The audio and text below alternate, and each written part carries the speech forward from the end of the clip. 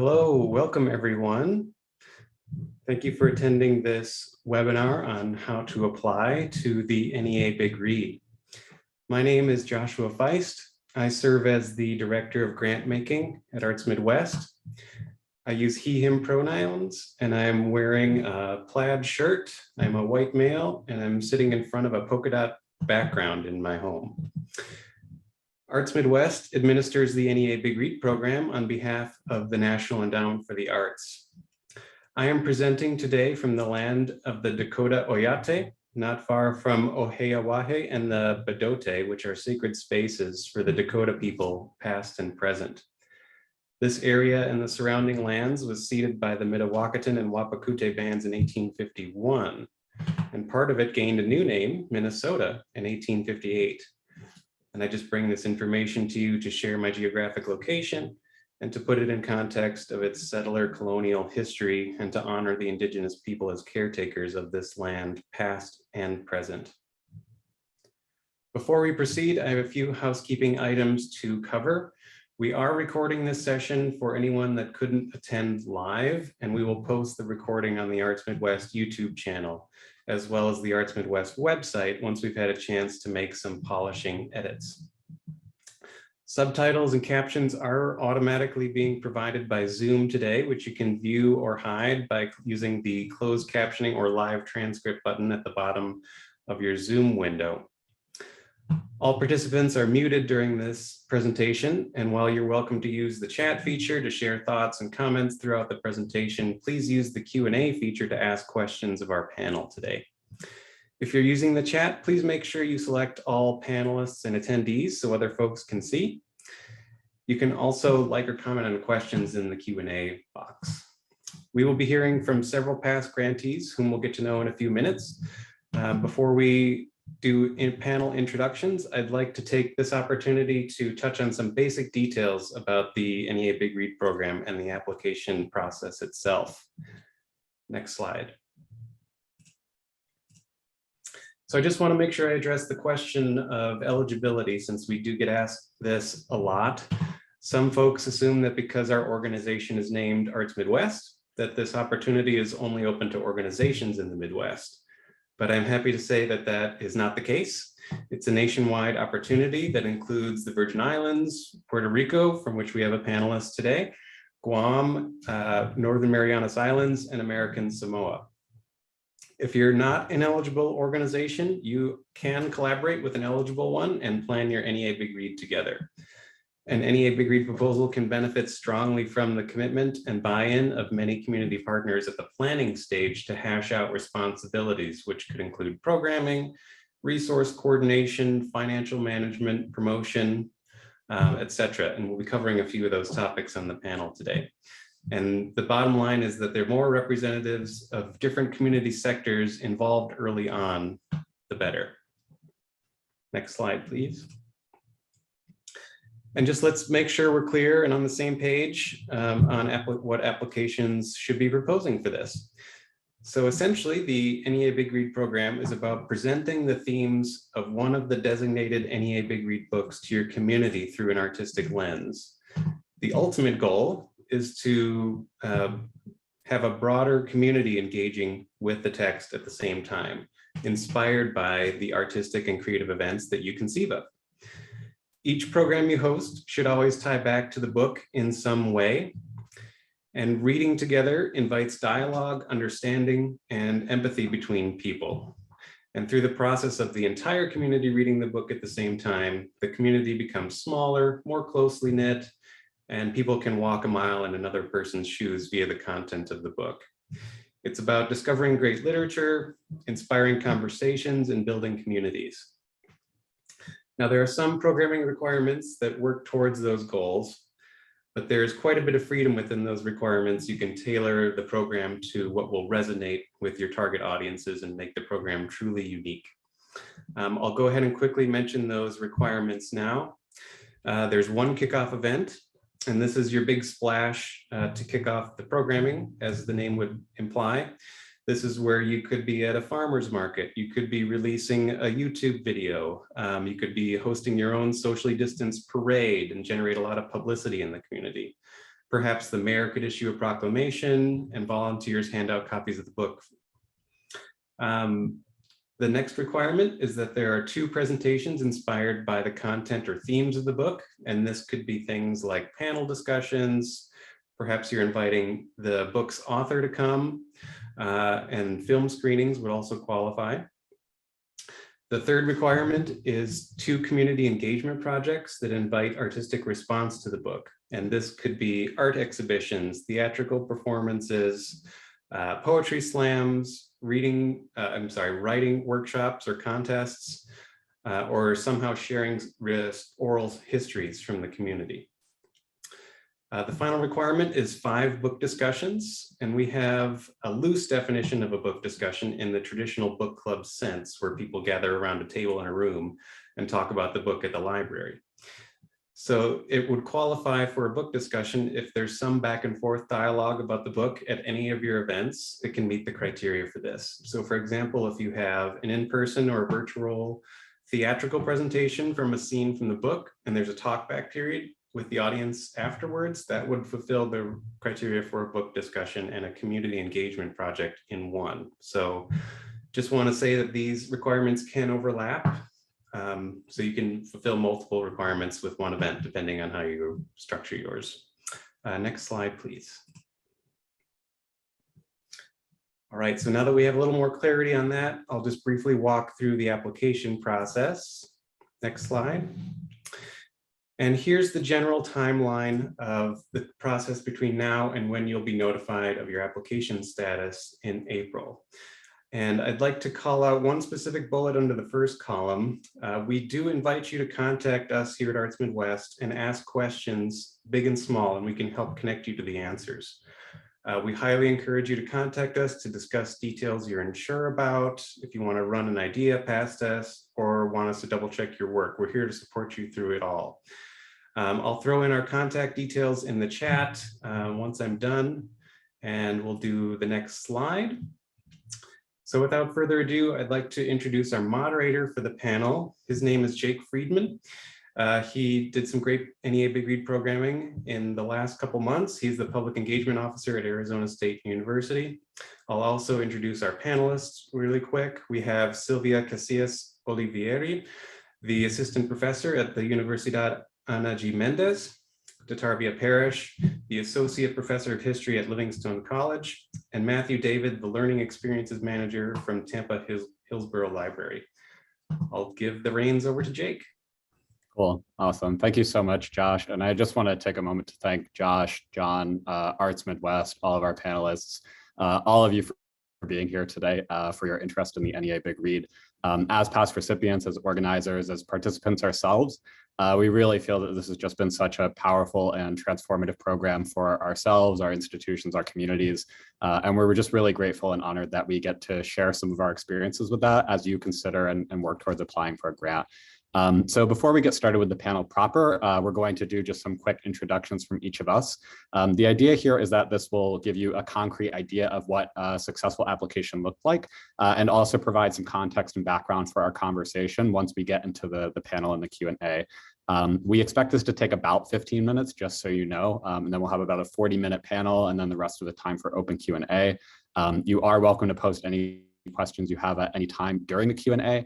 Use the chat to sort of talk with us, apparently, and then we will do the Q&A interspersed in the panel or at the end. So without further ado, we will begin. First up, we will have Silvia. So. Hello to everyone. My name is Silvia Casillas Olivieri. I want to first thank Joshua Feist and John Kaiser from the Arts Midwest for the invitation to join this panel. I feel honored to be here. I am a Spanish professor at Universidad Ana G. Mendez, a nonprofit institution with 3 main campuses. The campus where I work in Gurabo is located in the central eastern region of Puerto Rico, which has a population of approximately 374,000 people. This area encompasses a few cities and towns and also rural areas, particularly in the Central Mountain Range. Our last NEA Big Read, which we conducted this year, focused on the novel by Luis Alberto Urrea entitled Into the Beautiful North. We also received another grant in the year 2019 that featured the novel by Julia Alvarez entitled In the Time of the Butterflies. Our budget for both the 2019 and the 2021 projects was 15,000 from the NEA, matched by approximately 20,000 from our institution. Next slide, please. I'm going to provide you now with some of the details of our last grant. As I mentioned, this year we conducted an NEA Big Read centered on the novel Into the Beautiful North in its original version in English and its Spanish translation entitled Rumbo al Hermoso Norte. This program, which ran from the end of March to the end of May 2021, included an in-person kickoff event at our campus, a virtual keynote speech by the author, 6 book discussions followed by each by a fanzine workshop in which the participants reflected on some of the themes and characters of the novel, a film series on Mexican migration, a musical video dedicated to the memory of Armando Manzanero, who was a well-known and beloved Mexican composer who passed away, unfortunately, from COVID in 2020, and a blog in which we documented all the program's activities. All of the events were virtual with the exception of the kickoff event in which we promoted the Big Reads programming and distributed the novel. We partnered with a public library, 2 community libraries, a high school library, and a library in a correctional institution. Our other partners were 2 public high schools, the Mexican Consulate, and the Mexican Film Institute. 495 copies of the novel were distributed, 100 in English and the rest in the Spanish translation. And by far, the most attended event was the keynote speech. That was due in part to the fact that it was transmitted by Zoom as well as by Facebook Live in our university's Facebook page, which made it very accessible to the community and beyond. The blog had 903 visits by the time of the final report. We used this blog to give publicity to the events, document all the events that were done, and to provide the links for the different movies in the film series. To have this blog helped us immensely as we were writing the final report. Among the highlights of our programming, as I said, was the keynote speech by Luis Alberto Urrea, who is a wonderful speaker who easily connected with the audience. We also had an academic panel in which a literature professor offered a literary analysis of the novel, and the Mexican consul shared interesting and relevant information on the Mexican and Central American migrations to the United States. I guess this is all for me now. I will leave you with the next panelist, who I believe is Jake Friedman. That is me. Thank you so much for that introduction, Sylvia.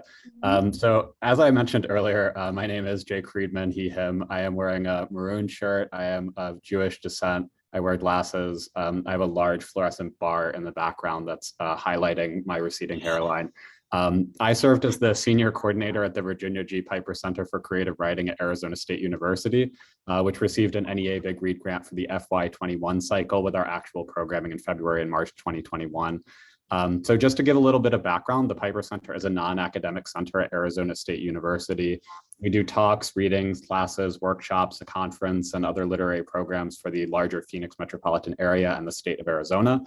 We have a relatively small staff, but also an endowment and university support. So even though this was more or less the first national grant that we applied for, it was a really great fit for us in terms of our pre-existing programs and our capacity. So as we started developing our application, we were thinking about some of our state's more unique features, which groups had been historically underserved by our institution, and some of the current issues that were coming up in the community. While we were thinking a lot about immigration and refugee communities, we ended up focusing on Indigenous and tribal issues, particularly in alignment with some local and national legislative efforts around missing and murdered Indigenous women and girls, or MMIP as it's referred to now. With these things in mind, we ended up picking The Roundhouse by Louise Erdrich. So in terms of our actual grant, we ended up putting together over 30 events with more than 60 partners and speakers with 2,500 registrations and 1,000 attendees, which was way too much and amounted to about half of a year's programming in 6 weeks, just to give you a sense of the scale. While some of our programming engaged directly with the text through book clubs or presentations, we tried to take a more indirect or interpretive approach. So we used the book as inspiration to engage with a wide and representative variety of Indigenous issues and themes.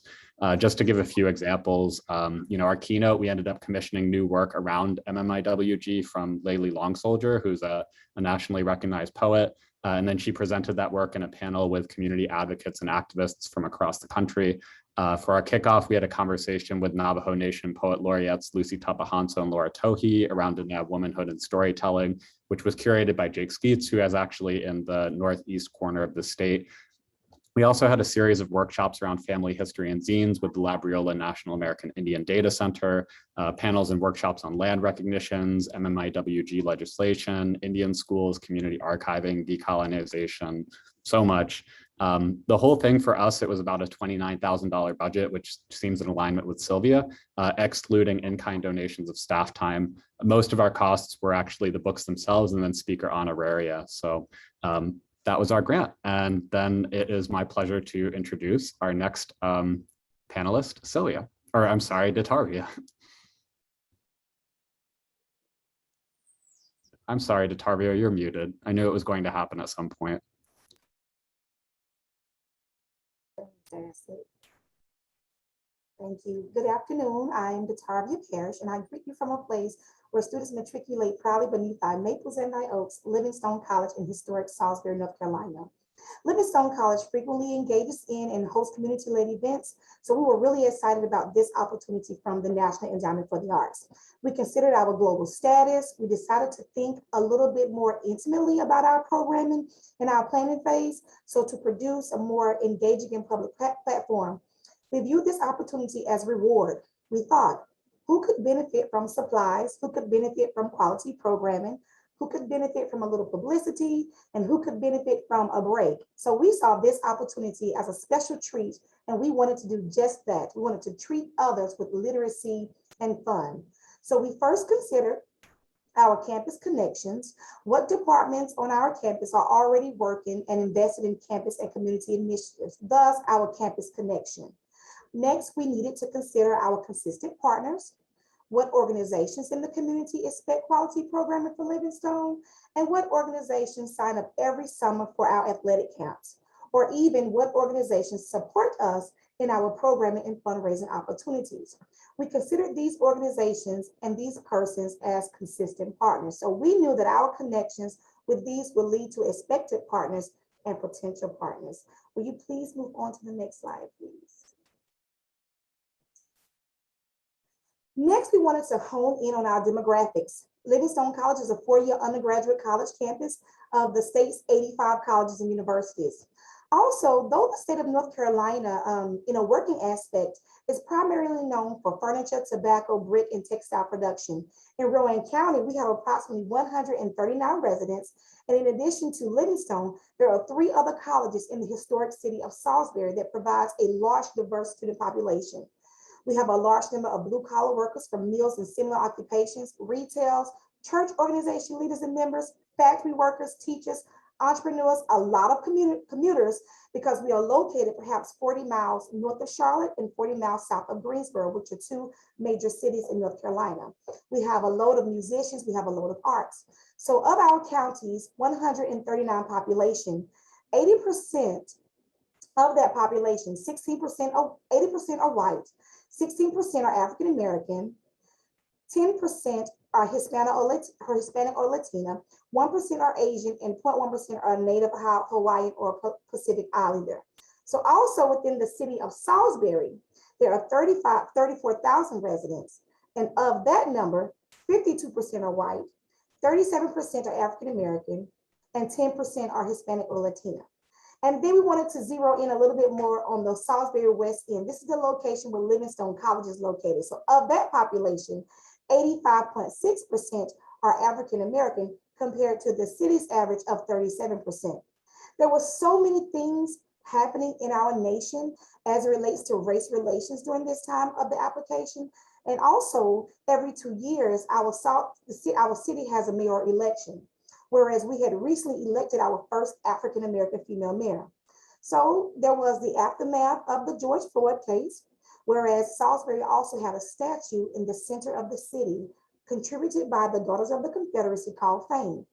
This statue featured the Greek goddess Femi upholding a dying Confederate soldier, whereas the vandalism and the request for removal of the statue began to be a safety issue in our city.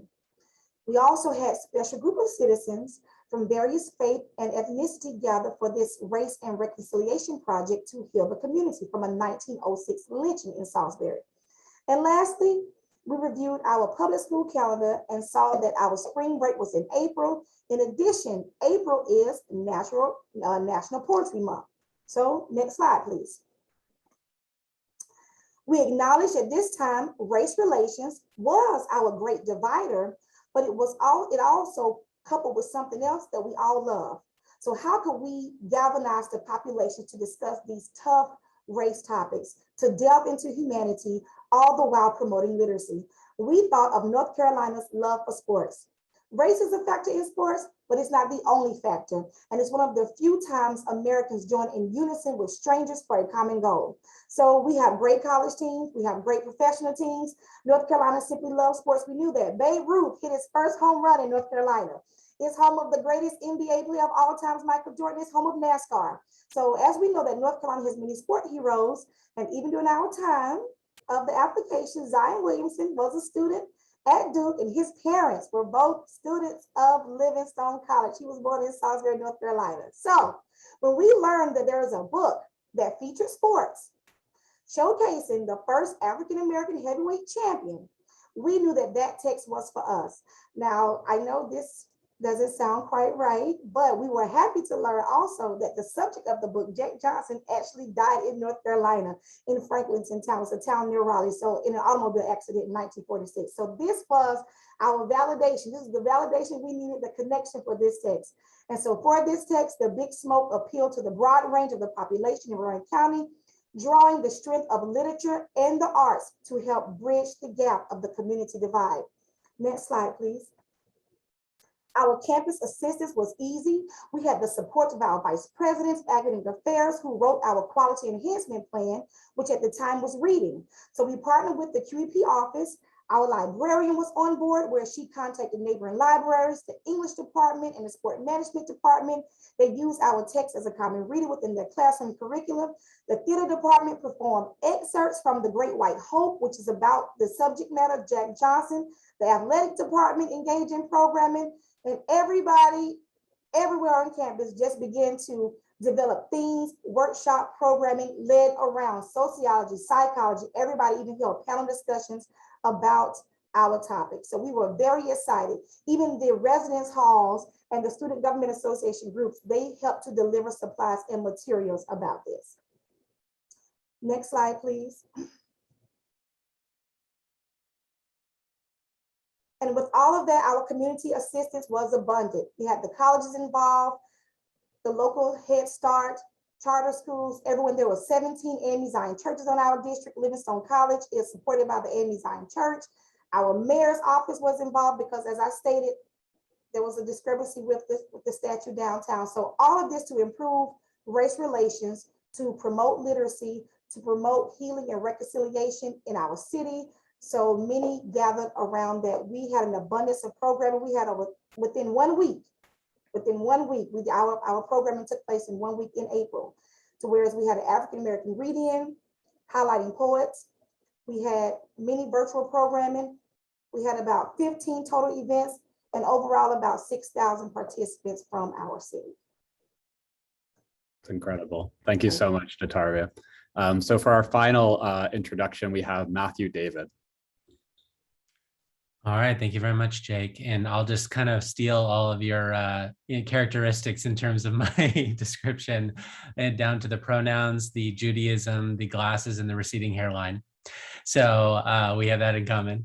And very excited to join the panel. I'm with Tampa Hillsborough County Public Library, which, as you see here, is part of the Hillsborough County Public Library Cooperative. I will give a quick shout out to somebody who I was introduced to NEA Big Read with, Stephanie on the line, because I used to work for Orange County Library System in Orlando, and she and I were given the opportunity to write a grant for NEA Big Read several years back, and that was my intro into the whole Big Read world. So hi, Stephanie. So we can go to the next slide, and I'll tell you just a little bit about our library in our area. The big city in our area is Tampa, and it has a lot of some characteristics shared that you heard earlier. We are a big city. We're also a college town. We're also West Coast Florida, the Gulf side, and kind of everything that comes along with that, and also a very active sort of suburban. So I don't know if you'd call it a sprawl, but a lot of very active areas right outside of the city that kind of make up the county. The public library that I work for has 29 locations, included within that cooperative, and it's big. It's growing, going on 1.5 million almost, and so I kind of point that out because, and maybe we'll revisit this a little bit later, but NEA Big Read, it can be very beneficial to small library systems who don't have the budget or the resources. But there are times when big organizations like ours don't necessarily have that avenue to do book-inspired projects unless we have the sort of support and focus of NEA Big Read. These kinds of things are not always approved. So we chose for this current year, and we're actually just on the heels of getting it going, An American Sunrise by Joy Harjo. If you've not picked it up, please do. It is unbelievably fantastic, beautiful book. It is personal, it's historic, it's very introspective. Joy Harjo is serving only the second person to ever serve 3 terms as the US National Poet Laureate, which she currently still is.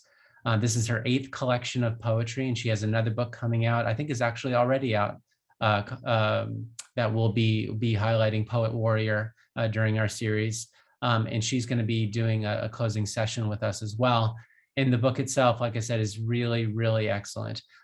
If you really want a nice experience, and if you have Hoopla through your local library system, there's a great audiobook version of it with her reading it. So we chose that book for a lot of different reasons, but we had not done poetry before. As you can see, we had done The Things They Carried by Tim O'Brien and the Joy Luck Club and Their Eyes Were Watching God. So this was something a little bit different. I'm not a poetry guy, but this book in particular, I just saw great promise. Roughly a third to a half of it really is more targeted for teens and adults, but at least half the book, there are poems really for all ages, and all ages is very important to us when we do programming in general, especially for NEA Big Read. And the themes that we could kind of pull away from that, in addition to the importance of reading overall, NEA Big Read after all, is poetry. And the kind of importance of poetry is very important to the author Joy Harjo, and of course, Native American history and heritage, and beginning November 1st. And we timed it this way on purpose to go along with National Native American History Month, so that we could really celebrate it in a really significant way this time around. And we were able to, in addition to the great $20,000 grant from the National Endowment for the Arts, we have a lot of support from our own library's budget in kind, as well as support from the partners that we were able to start working with. So a strong match there. And I'll just kind of point out here that I say a lot about the book itself and how great it is, because loving the book really helps. If you're able to pick a book that not only is very programming friendly, but that you're just very inspired by or fueled by as one of the primary applicants and writers and organizers, that really can provide a lot of fuel for you because it takes a lot of energy and organization. So just something to keep in mind. We can go to the next slide. So this whole session today is about the application, and I wanted to just highlight a few things about the application that we put together for this year. I mentioned I was previously with Orange County. We wrote 2 applications there, and this is my second NEA Big Read project with Tampa Hillsborough County. And their grant writing is tough. There's not really necessarily, there's lots of resources out there and guides, but there's always choices that have to be made. And you kind of have to figure out how to balance out your project as best you can on paper, and then figure out what's actually doable. So I'll highlight just a few things that went into our application for An American Sunrise. One is among the sort of traditional events and maybe creative events that we are supporting the themes by, we also decided to do a preview event. This is something that maybe is not always sort of an obvious choice, but we do that kind of thing a lot with our big projects, because when there are a lot of moving pieces, and you can put a lot out there in writing and you can create a website, but sometimes doing an event itself just to kind of highlight some of the special features of the series itself is a good idea. And there's ways to kind of make that very informational event, fun. So that's just something to consider for your applications.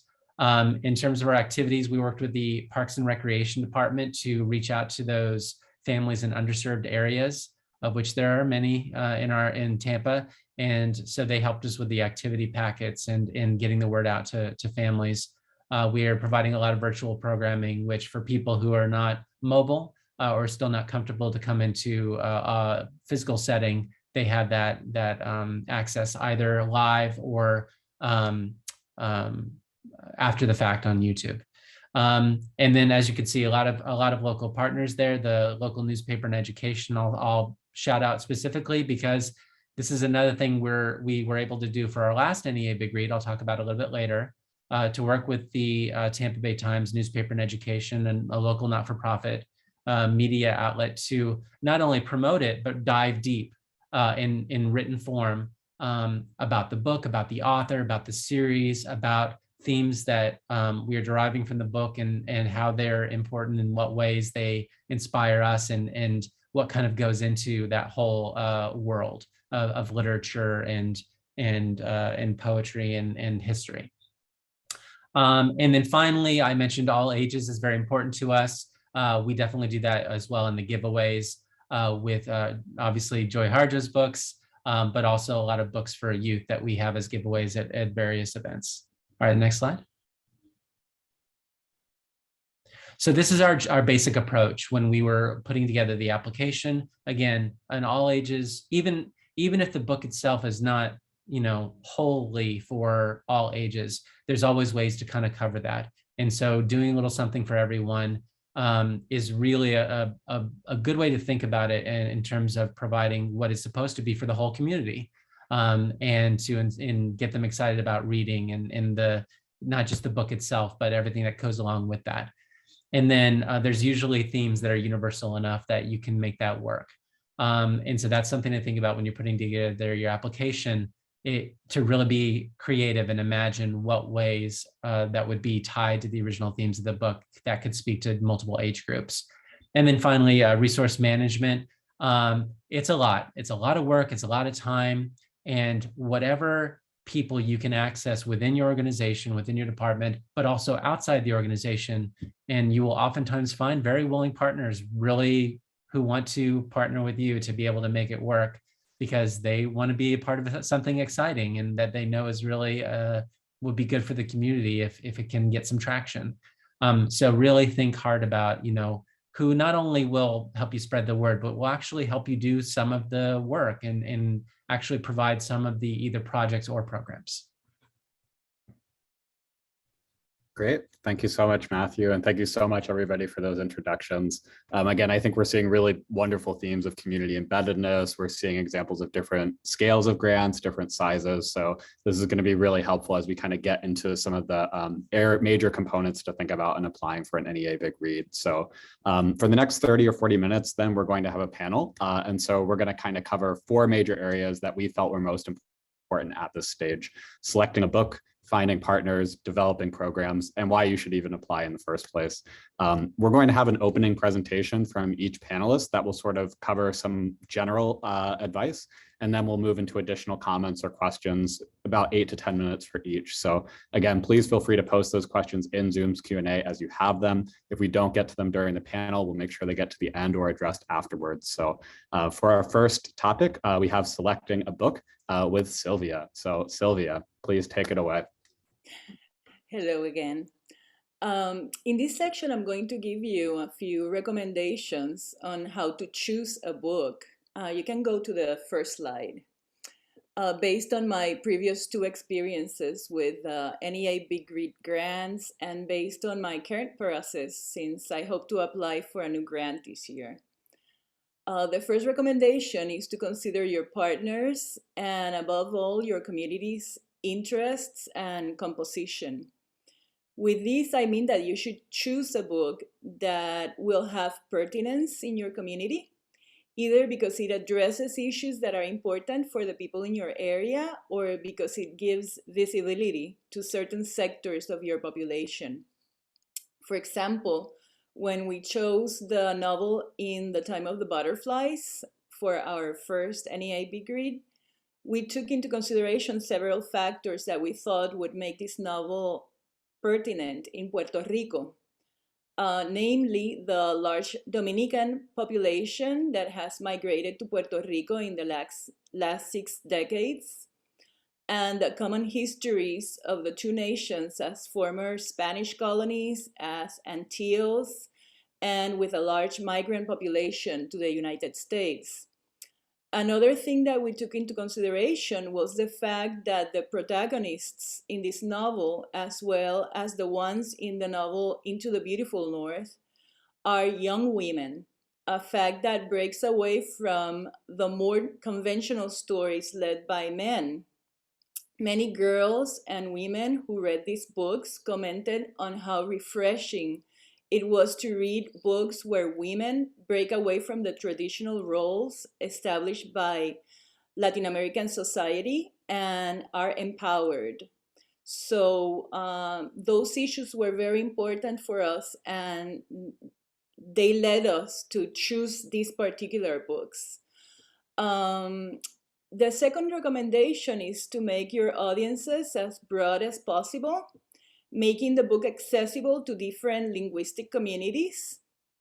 As we chose the books for our NEA Big Read projects, it was important that they were available in a Spanish translation, since only about 25% of our population here in Puerto Rico reads English fluently. That was true for the novel In the Time of the Butterflies, translated into Spanish as En el Tiempo de las Mariposas, as well as Into the Beautiful North, translated into Spanish as Rumbo al Hermoso Norte. For our next NEA Big Read proposal, I have already identified 2 novels that come in a Spanish translation, Homegoing by Ya Giassi and They're There by Tommy Orange. So it is important to ask yourself, is my population linguistically diverse? Is it possible to address some of that diversity through a translation of the book I choose? That doesn't mean that all of the books that you order are going to be in translation, but that you may consider ordering some of them in a language other than English. Another way to broaden the audience of your program is by selecting what is known as a companion book. This is a book that may be coupled with your NEA Big Read selection to provide an appropriate choice, particularly to a younger audience. In the case of In the Time of the Butterflies by Julia Alvarez, her literary agent recommended to us a children's book entitled Before We Were Free by Julia Alvarez, which luckily also came in a Spanish translation. By including this short novel, which touched similar subjects to our NEA Big Read selection from a child's perspective, we were able to include not only high school, but also middle school children in our programming. In our case, the companion book was written by the same author, but I understand it doesn't necessarily need to be so. Next slide, please. Next slide. Thank you. As you include school children and teenagers into your programming, it is always a good idea to inquire in the schools of your community to see if your book selection can be integrated to the reading list of certain grades for the year in which you will be doing your big read. This gave us good results in this year's project, since the school participants did not have to be stressing about reading a book in addition to the ones that they already had assigned in school. Furthermore, the teachers were able to give incentives to the students by doing different extracurricular activities related to the book's themes. Another thing that you may take into consideration when choosing a book is who is the writer. Is it a well-known author in your area? For us, that was the case with Julia Alvarez. She's a very esteemed writer in Puerto Rico, and as soon as we announced that she would be offering the keynote speech, people began to write to us well beyond our immediate community to inquire if they could attend her keynote speech in person. That led us to contact one of the main bookstores of the island so that they could put up a stand outside the auditorium to sell her books, since we were not going to have enough copies to give away to everyone. And besides, since she's such a prolific writer, the bookstore was able to bring a wide selection of her other books. In the case of Luis Alberto Urrea, he was not a well-known author here. But what led us to choose his book and ask him to offer a keynote speech was Julia Alvarez's recommendation. She told us that he was a charming and engaging speaker and that it would be well worth inviting him. And that turned out to be completely true, even though due to the pandemic, he was not able to come in person, and he offered instead the keynote speech virtually. Which was actually a good thing, because many more people were able to listen to him and interact with him than if we had done the keynote speech in person. Finally, take into consideration your partner's input. They are going to be more engaged with the project if they can have a say on the book selection process and if it addresses their interests.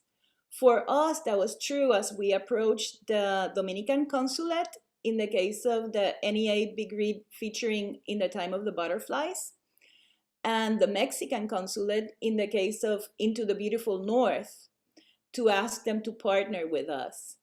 Both consulates were thrilled to know that we were interested in doing projects which would focus on a Dominican American writer and a Mexican American writer, respectively.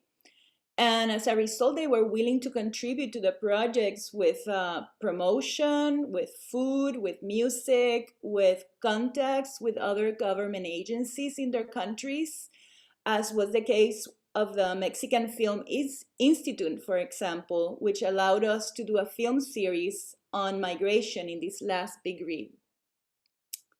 I think this is all for me in terms of some recommendations on how to select a book for your next NEA Big Read proposal. I'll leave you now with Jake Friedman. Well, thank you so much, Sylvia. So we have just a couple minutes for additional comments. And I think one of the things I'd want to say or add that kind of spoke to what Matthew mentioned earlier is, like, in selecting a book, I think reading it is always a really good place to start too, and just making sure that you have that passion and that love for that text. And then, kind of as Sylvia was speaking to, that this is a text that has different access points for that community, right? So I know when we were doing the Roundhouse, we were like, oh, this has a young protagonist. That's a great way for us to make sure that we're reaching, younger audiences, right? Or involving families. And so really thinking about the communities that are present in that text and how you might be able to use that book to engage with them, right? The book is sort of a means to an end in this case. I don't know if there were other comments that any of the panelists wanted to add. Thoughts on selecting a book? Okay. If not, I think there is just one question. Is it possible to choose a book that is not currently on the NEA book list? John is answering this. And the NEA provides the opportunity to use companion titles. So you can work with a central text, but you can also involve other books as well. So it is possible, you can include that. And that's a great way to bring more linkages and to create conversations within the community. And I'll just throw in there, Jake, that in addition to like having that as your plan, actually making sure you include that in the application itself, that you plan to include specific companion titles or companion titles for the following age groups, so that, because that'll just strengthen your application. Cool. Okay, great. So we'll move on to our next section then, and this is finding partners, and I am taking this section, right? And so this is kind of, again, mirroring the flow of how we developed our applications. We start with a book, we move to partners, and then we're going to get into programs, right? So in talking about finding partners, the first thing that I would really just want to say is that finding partners is not really a means to programming, right? Even though this is often going hand in hand, but I think is really one of the most valuable and important outcomes of this grant program. I think there are lots of ways we find partners through personal knowledge, relationships, searching on the internet, putting out a call. But I think really the best way is to start with one or two central partners and just kind of branch out organically from there. So if you'll indulge me, I kind of wanted to tell a little bit of story about our experience just to kind of illustrate the advantages of that approach. One day, relatively early in the application process, I was sitting at a First Draft Book Bar, just kind of drinking coffee and minding my own business. And I happened to be eavesdropping on a conversation with two women who were talking about some efforts to address MMIWG, which was really a focus of our grant. So after about 30 or 40 minutes of sitting there and just sort of not getting any work done and being really excited, I kind of interrupted and introduced myself. And it turned out that one of the women was Tracy Morris, who directed the American Indian Policy Institute at ASU, and apparently also someone I had been serving in restaurants for several years in a past job. So we ended up scheduling a meeting. And she was telling me about a grant that she was working on to do data work around MMIWG. And together we kind of came up with this idea of embedding a writer into that process to sort of humanize the grant. And then that ended up becoming our keynote when our pitch to Louise Erdrich fell through. What was really incredible is that Tracy was also serving as a member on the HB 2570 committee. So she connected us with representatives and politicians so we could organize a panel where we also met April Ignacio, who ended up organizing a book club on the Tohono O'odham Reservation, which was an incredible outcome. Tracy was also the board president of the Phoenix Indian Center, and so we got connected with them to do book clubs and to sort of leverage fundraising. She also brought in Amanda Tichin, who moderated a conversation for us with Laura and Lucy, and also hosted a salon on decolonization. And so what I think is really important just to kind of like recognize, and what I hope that illustrates, is that there's so much that happens from just being present in the community and really giving yourself the time to meet people, to get to know folks, and for just to have random things happen, right? It does take a lot of time. I think, at this point in the application process, you're in a good position. You have 2 months to just research, reach out, send emails, schedule meetings. And I think that if you can just sort of take your time through that process, you end up getting this really richly textured and authentic representation of the community because you've built these relationships, right? It becomes a truth. So in terms of conducting outreach, I think there are a few things that I would just keep in mind and that we use to help us. As a host institution, I think it's really helpful to develop and confirm a kickoff or another anchor program before reaching out. I think this shows that you have buy-in. I think it shows that you have something concrete you can put on the table. And I think it also gives you a center around which you can begin building other programs, right? I would also think securing 2 or 3 central partners before releasing any calls or conducting wider outreach is a really great strategy. If you are not a library, I think making sure you work with that library and really an organization that's embedded in the community you're attempting to serve as well. I think the community partner is especially important because they'll be able to leverage their relationships for you and also help your organization establish trust and credibility as you work through this. Once you have a core of partners and programming developed and you're getting close to meeting the minimum requirements for the programming, then I think you can start expanding outreach. As you do so, I think it's important to just be intentional, representative, and strategic. If there are individuals or organizations who are established and recognized members of the community you're working with, they really need to be involved in the grant, right? It's going to look weird if they're not there. In the same vein, I think thinking about who will bring in certain audiences or particular skill sets, right? So if there's an organization that works in a different art form or sector, or one that focuses on serving youth or another community that's intersecting with other demographics, those are really great things to bring in. Finally, I think the last thing that I just want to kind of mention is that it's important to really be aware of the power dynamics and the positioning of who you're working with, especially if you don't have established relationships within this community. And I think for this grant to be really transformative, you probably shouldn't, right? This is where we're starting from. A grant is a lot of work. Your partners are already extremely busy doing their own thing. And I think that there's a really fine balancing point between respecting what they're doing, asking them not to do too much, but also giving them space to be creative and develop these programs with you, right? If they have resources that they can match or bring to the table, that's wonderful. But as organizations, as institutions, I often think it's our role to redistribute our time and resources to those community members to compensate those folks for their labor and their service. When it comes to the actual outreach, then I think, having some basic materials, a really nicely worded email, a 1 to 2 page document that provides some background about the grant, maybe a web page that you can direct people to in an email through a link that's really easy. I think that if you want to do a larger call, that's great, and that can help build momentum and attract local media interest. So much of this grant is not just the execution of the program. The work really starts when you're applying. So if you do that work now, I think your chances of being funded are higher, right? You're already getting that buy-in. The last thing I would just sort of say too, even though I've said last things, especially in the context of working from a position of power with communities that your institution may not have worked with before, I would really encourage you to think about what the long-term commitments or impacts of this grant can be, right? You're going to meet a lot of wonderful people, you're going to do incredible things, but I think the last thing you want to do is come in, cut and run and disappear when the grant is over, right? I don't think that's our goal here personally. You might want to think about what programs you can move forward with if you don't receive the grant, right? What do you still have funding for? I think one of the really powerful and unique features is the potential to develop relationships, advance community, and create equity. And I think that this should really just be central as you begin reaching out, having relationships, and moving forward with the application. So that is it for my presentation. I welcome comments from other panelists or from questions from the audience.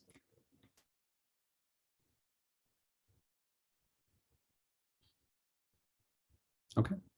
And if there aren't any, then we will move into developing programs. And that will be Datavia.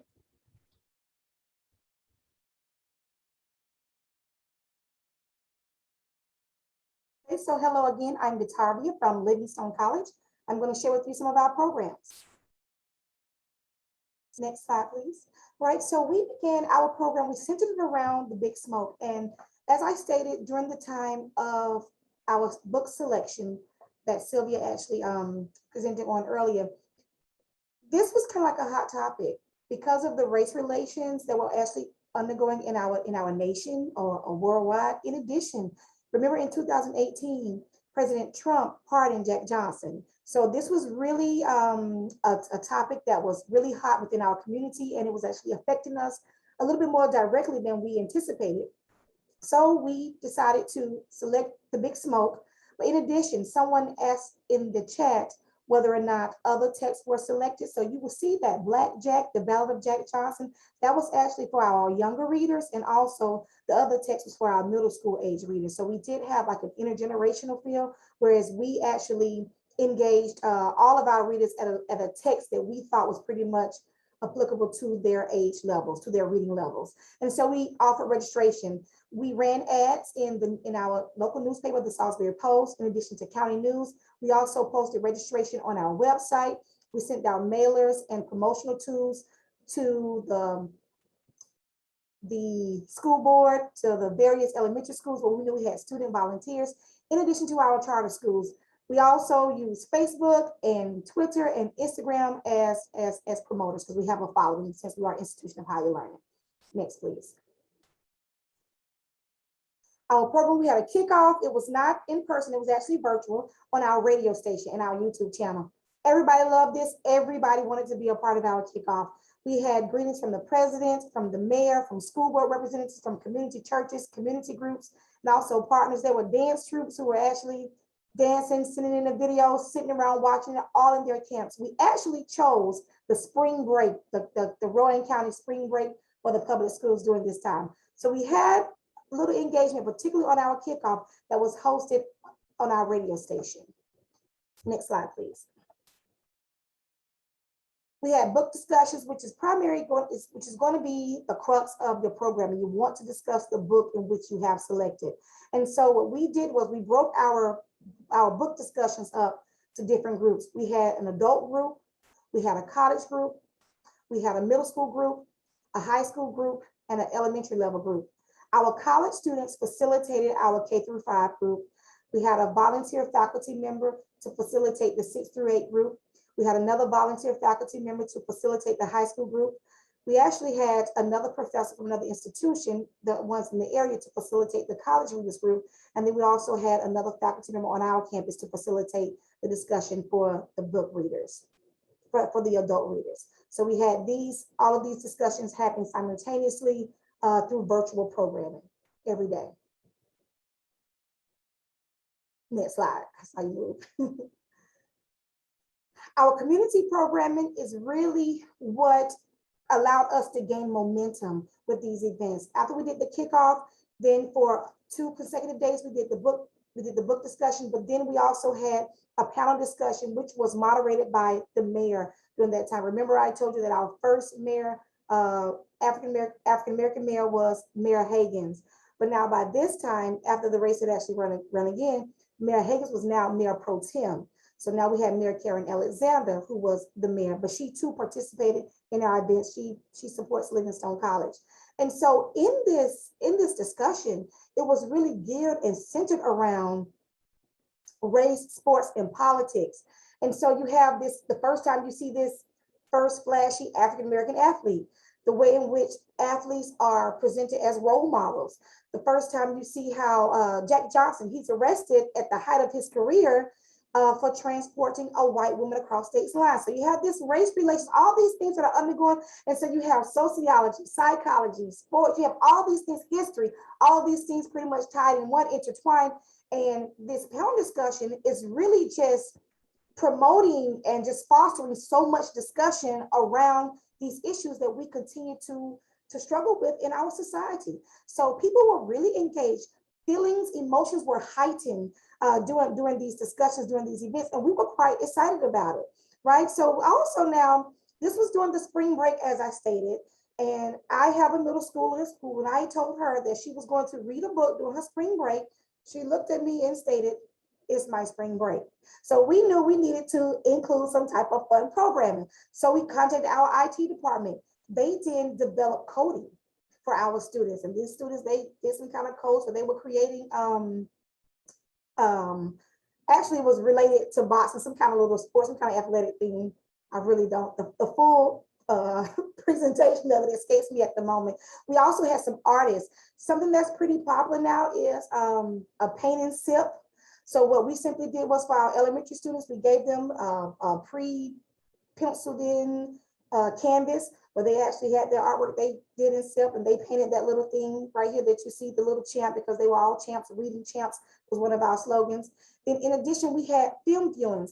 Now, the book, of course, is The Big Smoke, and it features Jack Johnson, but there were so many things, so much literature about Jack Johnson and his experience. And one of them is a documentary, Unforgivable Blackness. So we showed the film Unforgivable Blackness. And then in addition, we actually showed the film The Great White Hope. So we had 2 things actually, The Great White Hope, which was phenomenal to me. Our theater department was really involved in this. So they actually performed excerpts for the community of The Great White Hope. Key portions that Dr. Connor actually thought was significant to facilitate a book talk discussion as it relates to The Great White Hope, the play. And then at night, we actually showed the filming, but we also had discussion prior to and things to actually look for in the film. So much so, after people began to engage and see these films, something that perhaps was to be 2 hours and 30 minutes became 4 hours and 30 minutes. So the community was really engaged in these activities. And then our final event, We got our community involved because Livingstone College, as I said, it also has a radio station. So we had these same type of discussions on our radio stations. People were calling in, making comments. We were playing certain music, things that actually related to this topic or theme. And the discussion was simply organic, authentic, and we were really able to move on and tackle these tough issues.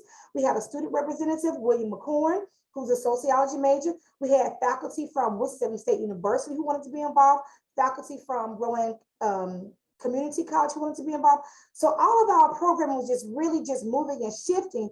But what really prompted it was our panel discussion that the mayor actually moderated, and that was race, sports, and politics. So we looked at the literary themes or perhaps the subject of the book that was actually being presented, and that really helped us with our programming as it relates to the everyday things that's happening in our everyday lives. So we really enjoyed that. Next slide, please. Our impact. The impact that this had on our community was really quite interesting to us. We had the Gideon's International, who actually came and distributed Bibles for us. Like at a read-in. We had a poetry reading. These are our students, but they wanted to have an African-centered theme. It really produced a lot of cultural pride, a lot of dignity amongst African Americans in the community. Move to the next slide, please. In addition, it influenced other discussions hosted by other colleges. So other colleges began to tackle on these issues as well. And as I said, you saw in our other presentation, our student Will McCorn, who represented us on the radio station, they enjoyed what they saw. So they recruited Will for their programming.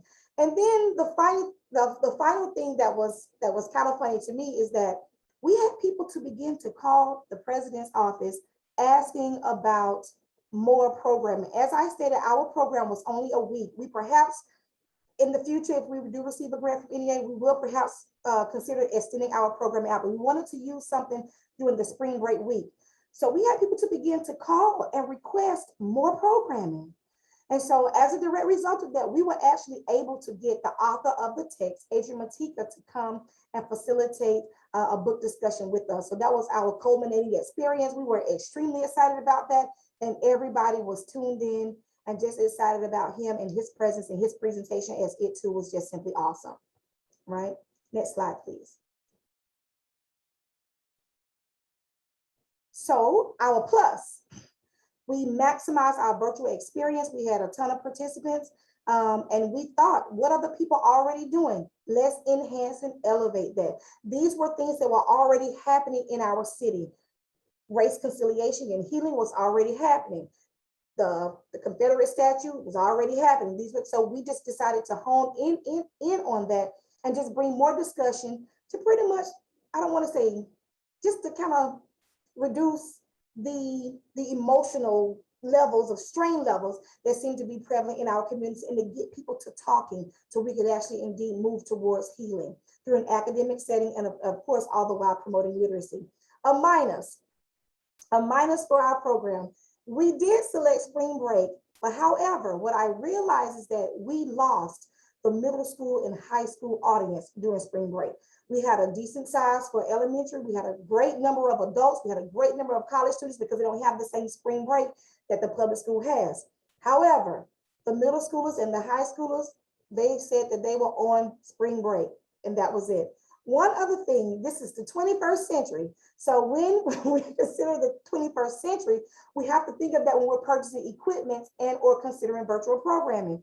One thing that I did was I knew we wanted to show Unforgivable Blackness. I actually ordered the DVD, and I could not find a computer to play a DVD on. I realized at that time that that was a big mistake, and I could actually just do a digital subscription. So I just want you to remember the equipment when it comes to that. All right, next slide. I think that's my time. Thank you so much. Thank you so much, Datarbia. Does anyone have any additional comments on programs really quickly? I know we probably have a lot more in the Q&A.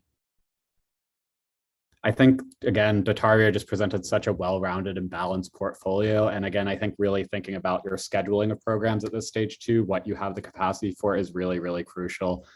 So again, just a takeaway there. For our final question, we will have Matthew David speaking about why you should apply all of this work. Matthew, please take it away.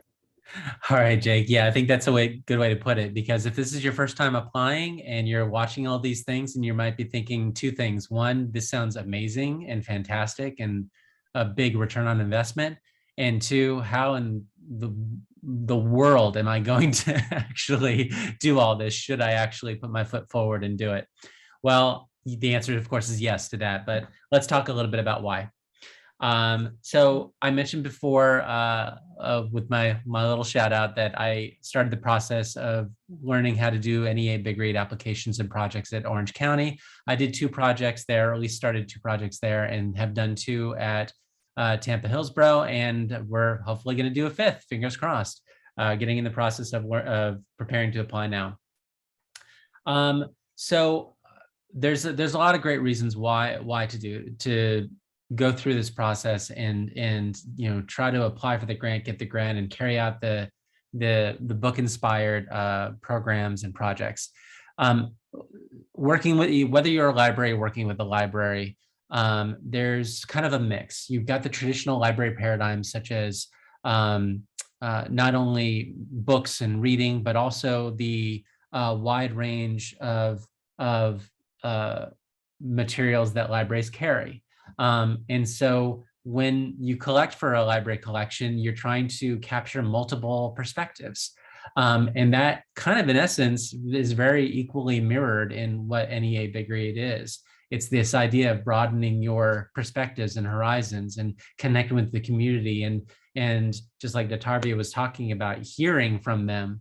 And that kind of sort of wholehearted approach for introducing people to new perspectives, things they maybe have not considered before, reading things that maybe they haven't read before because you've not put a spotlight on it in this way, all goes along with the sort of traditional library approach of trying to collect for everyone and trying to provide a well-balanced sort of menu of choices when it comes to reading and diving into other people's worlds. And then there's the new. We're always coming up with new ways to interact with technology and with one another, and NEA Big Read allows for that. And so it really is a great blend. Just at the end there, Datarvia was talking about the idea of virtual programming. And even though we've had a lot of the mechanics that go along with what it takes to provide a virtual program for a long time, doesn't mean we necessarily have done it, at least not in a regular way. And so that's part of that blend as well. There's the nice thing about the grant itself is it does really kind of give you a recipe, even though there's a ways to kind of adjust that recipe, that you have a framework for how to kind of carry out a big project like this. And the monetary support, as I mentioned before, whether you're a big organization with a big budget or a small organization in a small town, that support really can be beneficial, because just because there's a big budget doesn't mean you get to do what you want with it. And so going for this grant can really provide that avenue in a great way. And again, to do it for all ages. The partnerships is key, as you were talking about earlier, Jake, that partnerships can allow you to not only get the word out there, but also to, in some instances, provide actual programmatic support. And then if it's a new relationship, you oftentimes will get to continue it after the fact. We now, as we're cooperating with the local media not-for-profit that I discussed earlier, we're now getting to the point, we've worked with them a second time, that we're gonna maybe start looking for other ways that we can partner throughout the year, not just on NEA Big Read. And then there's the idea of introducing people to our worlds, whether you're a library or a writing center or university, whatever the case might be. There's always that need to help people discover what it is you have to offer, because there's a lot of other things that they would benefit from if they just knew about it. That's a battle we fight in the library world and probably always will, because we do so much. It's hard to kind of always highlight those things. And so NEA Big Read kind of allows people to come in. Maybe they wouldn't be, library users or participants in your programs previously, but this kind of casts an extra light on that.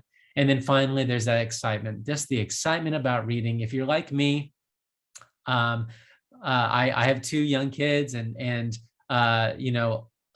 just life in general oftentimes provides distractions. And I love reading dearly, but I oftentimes don't take the time for it unless I'm reading to my children. I'll kind of go in between these things. And so people sometimes need an excuse to rediscover that habit, or maybe just don't have the habit at all and don't know what they're missing. And NEA Big Read gives you that opportunity to generate real excitement for like one book in particular, but as what was mentioned, lots of other books as well that can kind of go along with that on theme, and just kind of generating that real joy for the habit of reading. So next slide, please. So I want to mention just a quick example here, not from our current project of An American Sunrise, but our most recent project, which was Tim O'Brien's The Things They Carried. So I mentioned working with the not-for-profit project that we were able to do that deep dive in written form, all about the book and the world surrounding the book. But there's also the actual impact itself. In other words, not just trying to achieve some of the goals for the project, but the actual experiences themselves, the programs and the projects, and what people will take away from those things. Now, the pandemic brought a big interruption in our last NEA Big Read project. And so we kind of had to like put everything on hold and then come back to it later on. And we were able to do so in what we felt was a meaningful way. But we didn't really anticipate that there would be such very specific reactions to some of the programming that we provided at the end of our project. But that's something that NEA Big Read can do. And so oftentimes, we do get caught up in the transactional nature of providing services to the public, but there's always these moments, right? And sometimes we have to kind of really pay attention to them, otherwise we'll miss them.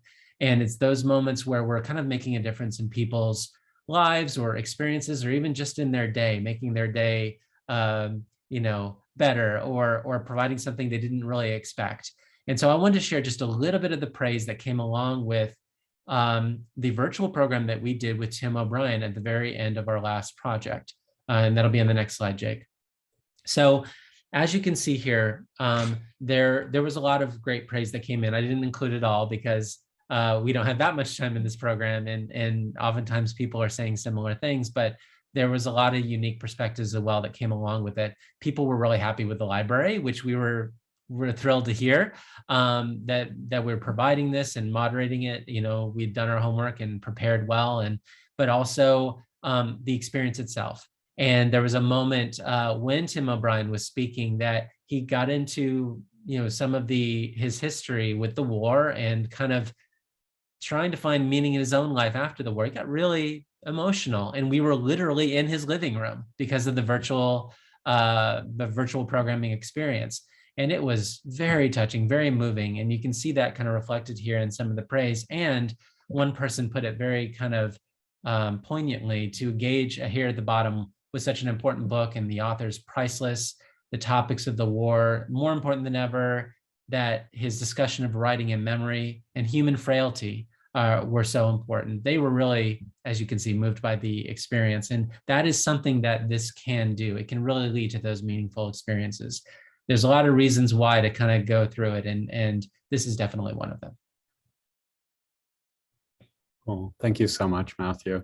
Yeah, I'd really just want to emphasize too that the NEA Big Read kind of provides a duration, right? A lot of our programs as institutions are singular, so people might see each other at other ones of these, but you really have this space where people end up creating relationships and really learning from each other. And I think that's a really something we're always trying to achieve in programming, but we rarely actually structure, right, and build in, right? We hope that our organizations are doing that. And so I think the potential here to actually achieve these really lofty goals and outcomes of humanities or arts programming, right, education, community building, really come to fruition through this grant. It really is worth that time and investment. Would anybody else like to comment on why people should apply before we move to Q&A? That is what we're trying to get people to do, so. Cool. Okay, well, with that, we will go into really quickly before the Q&A, just sort of brief challenges and reflections, really rapid fire from each panelist, just sort of speaking to maybe one thing that people should consider as they leave before we do the open Q&A. I think we'll go in the following order. So it'll be Sylvia, Datharvia, Matthew, and then me. So just really quickly, 1 minute or less, challenge or reflection you had. Well, on my part, I can mention, as I was working with the budget, that the proposed budget that needs to be included in the proposal, just negotiating with the author's literary agents, that was a challenge that I overcame. But usually they propose a really, really high fee, so don't be discouraged. That can always be negotiated. So that's my part. You can continue. Great answer, Datharvia. And you're muted again, I'm sorry. Thank you, sorry. I just want to say it's the 21st century. Our world is intertwined. So let's be intentional about diversity and inclusion. Be intentionally intergenerational, be intentionally multicultural, and be intentional about diversity in faith. Be intentional to grow, serve, and lead. Cool, I love it, I echo that. Matthew. I'll just say contingency planning. In a couple of different ways. When you do your application, sometimes there's a good period of time in between when you've written it, shored up your partners, and when the actual project takes place. So always keep in mind, a couple of the options that you might do if maybe the partner falls through or the resources you had for doing one particular thing is not there. And I will say that if you're sticking to the spirit of your application, when you actually get to the project itself, and if you have to make changes, Arts Midwest is very flexible with that. It's good to just stay in communication with them. And I will say, regarding the whole idea of challenges in general, whether you're actually doing the project or in the writing itself, and I think Josh mentioned this at the beginning, communicate with them. I've never had a moment where I've reached out to Arts Midwest and their team where they haven't gotten back to me in like a reasonable amount of time to help me with my question or reviewing what I was looking for or help me overcome a challenge. And so whatever the challenge might be, you do have a great group in your corner to be able to get you over the hump. But contingency planning is really a good idea to just keep in mind if things don't work out exactly the way you had in mind when you write the application, what are some of the sort of backup ideas that you might explore? And also, again, reaching out to Arts Midwest to help you with that. Cool, thank you. The only thing I would add is make sure that you talk with your institution about what a grant actually entails processing wise. That really tripped us up at the university. It was a huge amount of time. It was awful. So please just make sure you are aware of those processes so that you are not blindsided by that for capacity. So those are some challenges and reflections. We have some Q&A. So we do have some questions that are here that have been asked. A lot of these are kind of more technical, and so I'll probably defer to Josh on some of these. And so we'll try to take as many as we can, and if we can't get to all of them, you can definitely follow up with Arts Midwest. A lot of us are putting our contact information in the chat, and we're happy to speak to them too. So, we've gone through a lot of material today and spent more time on the presentation, but we've tried to do that to really help give you that basic understanding, that foundation as you go into more specific things. So the first question that we'll ask is from Gloria, and it's technical. What percentage of the match can be in-kind services? And Josh, I think you would be the best person to speak to this. Yeah, and I'm just going to run through the Q&A rapid fire since we do have another webinar happening in a couple minutes. So I apologize for the abbreviated Q&A here. So the match can consist of all in-kind if you want to approach it that way. It would be good to diversify your match as much as possible with earned revenue, perhaps other grants that you're seeking, a cash match from your organization, or volunteer in-kind hours. All those are eligible. I did receive 2 questions about hosting a big read in rural communities, and I'm going to post an article that we wrote in the chat that reached a community of around 15,000. So I invite those that asked that question to review that article. And of course, we have had smaller communities participate in Big Read. So communities of all sizes are welcome. The match does need to be 1-to-1. So if you're requesting a $5,000 grant, that needs to be matched with an equivalent of 5,000. Same if you're requesting 20,000, you'll need to have 20,000 in match. And again, that can consist of those various different things. Some people have asked about books long into the future. So not for this open opportunity, but for the next one. Some years books do carry over, but we don't have a long list that takes us through 23, 24 at this time. But stay in touch with us and sign up for our Arts Midwest newsletter. Perhaps John can throw that link in the chat for us.